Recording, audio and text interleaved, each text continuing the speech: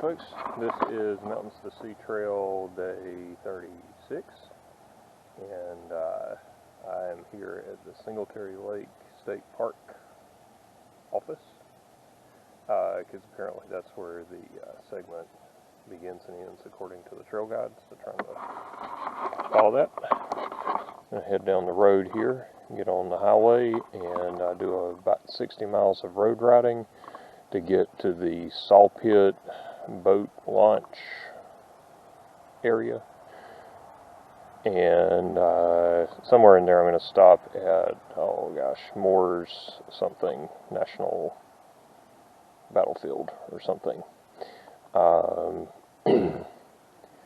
and do just a little bit of walking and then get back on and keep rolling. And hopefully Jennifer's going to be able to meet me at the boat launch area with the raft or inflatable kayak. So there you go. I'm going to cruise out of here. Not to 744. I rode down here from Camp Clearwater, and I'm going to try and get moving and get this thing ridden out as quickly as I can, so they're not having to wait on me a whole bunch. So anyways, get on the road.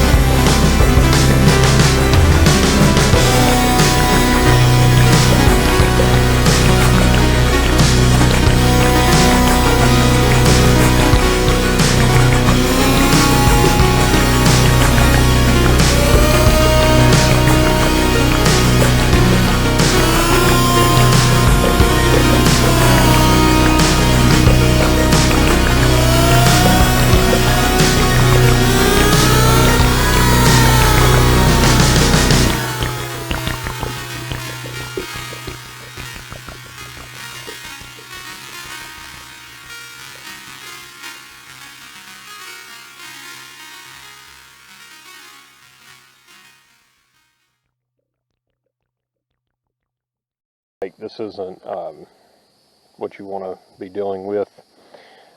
Second time I have stopped today. First time I stopped, had a slow leak, turned into a pretty fast leak.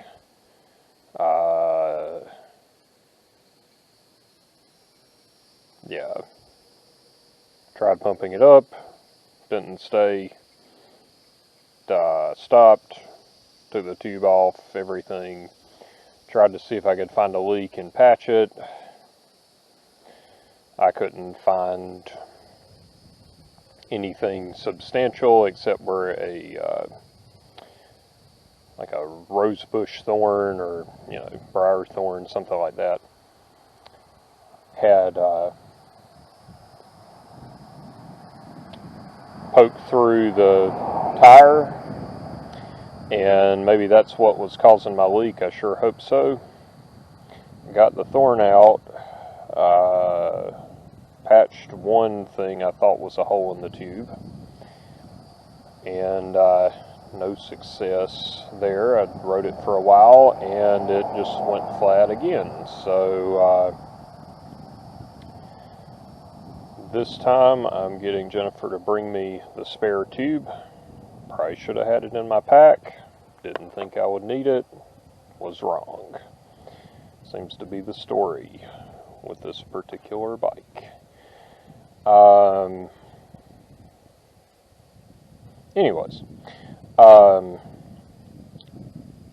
she should be here in just a moment, I believe. Went ahead and got everything broke down so she wouldn't have to stay here and wait a long time or any longer than she needs to.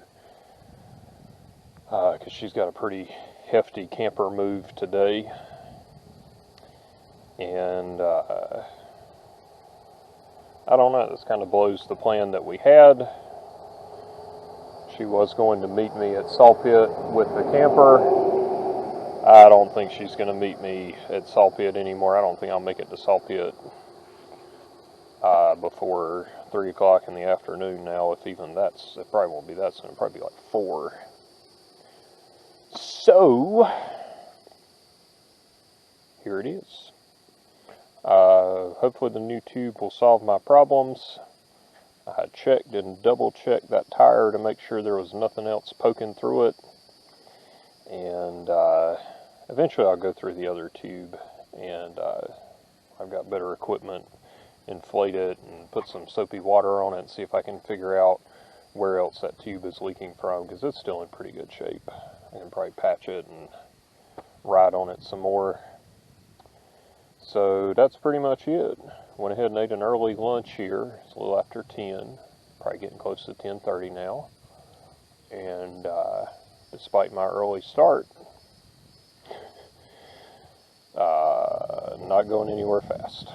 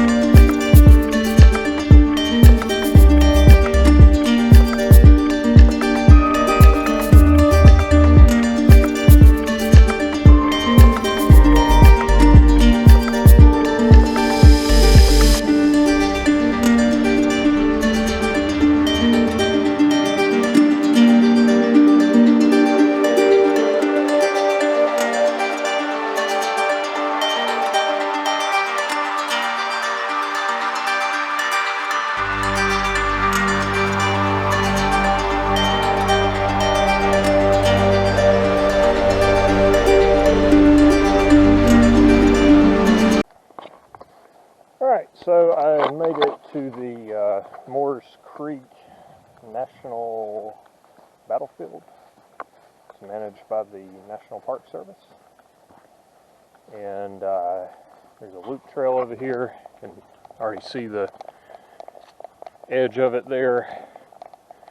And they have you walk in on the old stage road here. So I guess this is the old thoroughfare that would have been used in the past. Get down here and see what kind of cool stuff there is. Alright, so here is Moores Creek, Blackwater. Just crossed the Black River not too long ago. And as the signage pointed out, imagine you were in the loyalist army trying to get to the coast and trying to cross across Moores Creek and going right into the Patriot trap nonetheless, which is essentially what happened here. They've been doing some heavy marching, which I can relate to, at least the hiking part of it, probably carrying much less weight and much better equipped than the average person back in that day, though they were probably tougher than I. They got a little bogged down in here. I think over there is probably the closest to the original location of the Moores Creek Bridge.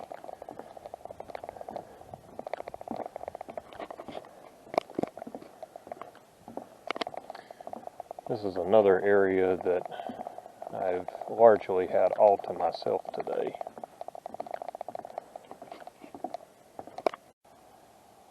Alright, so this particular memorial is in memory of Private John Grady from Duplin County, who was the only one killed in the battle, the only patriot killed in the Battle of Moores Creek. And by Civil War standards, this battle was all but bloodless. It was important according to the signage, because it pretty much made the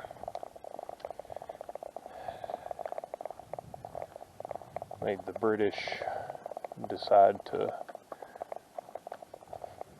go elsewhere and fight in the northern colonies. There wasn't going to be a whole lot of loyalist help in the southern colonies. And coming up somewhere up here is the Women's Monument, which recognizes the bravery of the women in the war effort. So this has been a cool little history walk around here, and kind of explains why North Carolina ended up being the first in freedom, as we like to point out on some of our newer license plates, that we had a decisive victory here. Don't have the exact timing of, remember seeing the Over Mountain Victory Trail back in segment 4, and then segment 6 I saw it again. Nonetheless, 2 decisive victories, one on the eastern side of the state, one on the western side of the state, and North Carolina was ready to throw off British rule.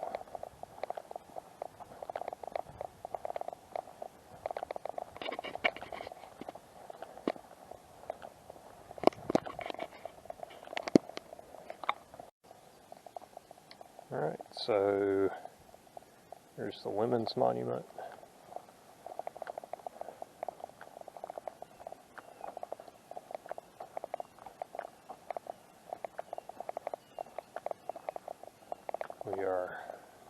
to the honored memory of the heroic women of the Lower Cape Fear during the American Revolution, 1775 through 1781.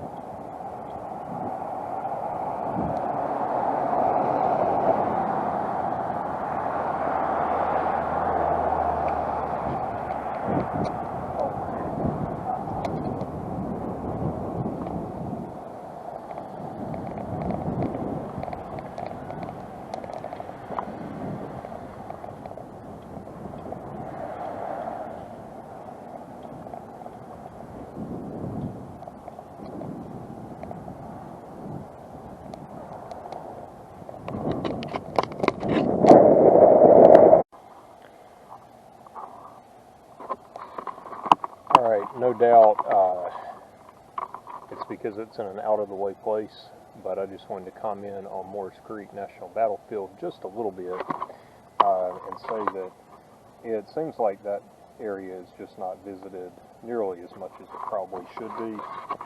I thought it was really neat, a really well-maintained park, awesome walking trail there, very accessible. Comfortable to walk on because it had the rubbery stuff on the pavement or whatever. So, I mean, it was nice. It's really nice and very informative. And you could really imagine what happened there because of the way they had the signage laid out and everything. So, I thought it was really cool. I feel like I should have been there. I'm sure some of the schools around here do field trips there and everything, but just for how significant that was, particularly in North Carolina state history, I feel like that could be, I don't know. I feel like I should have been there before. That's pretty much it. So, anyways, like I said, I get it. It's out of the way.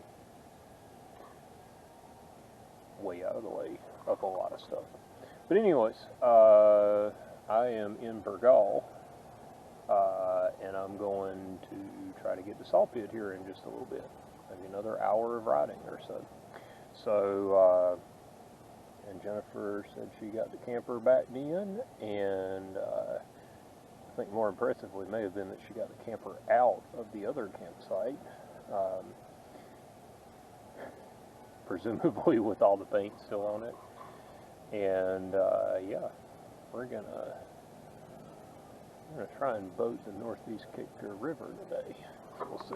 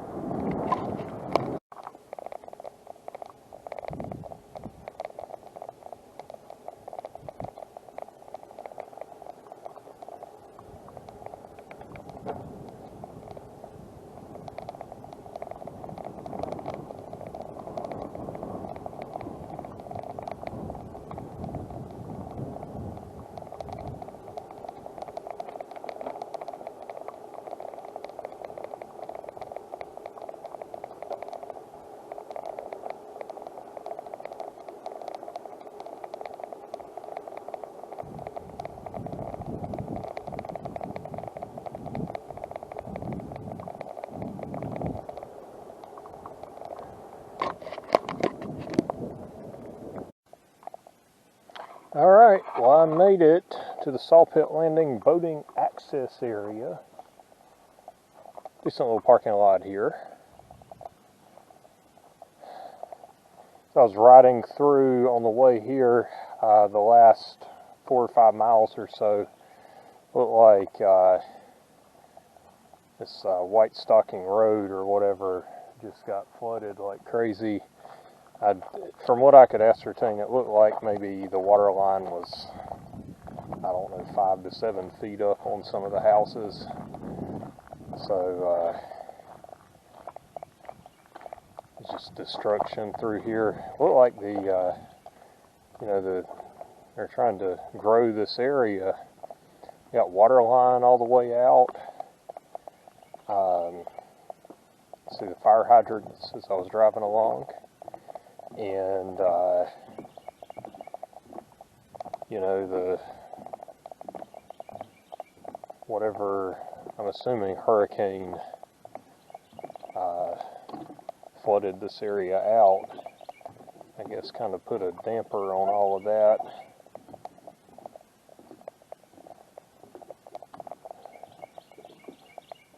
Generally speaking, I'm going to go that way. Doesn't look like there's a whole lot of flow here, so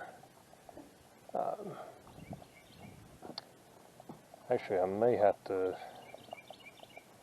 kind of go around and then south, I think is how that's going to work.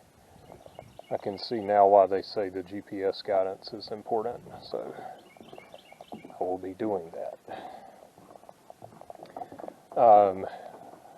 Waiting on Jennifer to get here with the boat. Inflatable kayak. And I am going to do something that I've never done, which is paddle an inflatable kayak down a river. Now I have canoed before, and I've kayaked before,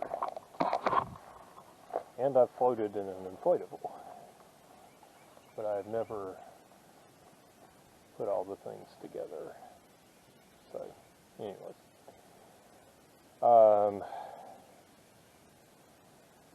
Yeah, I think I talked about everything I need to talk about here.